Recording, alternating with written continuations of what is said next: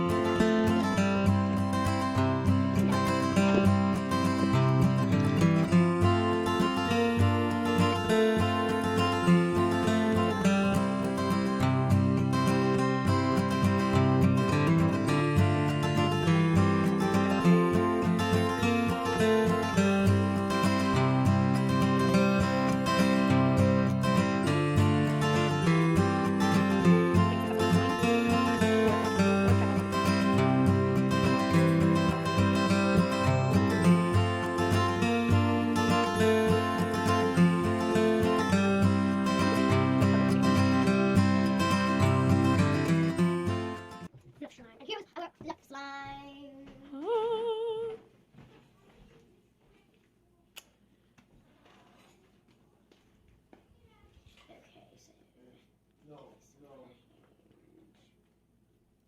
So we used shaving cream, shave foam,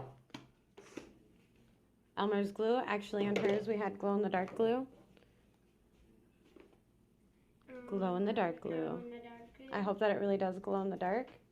I hope it And does. we also got a big bottle of this multi-purpose Look, solution, there's blue. which is working fantastically. That's all we used. And that's all we used. I hope that you guys try this at home and you love it just as much as we did.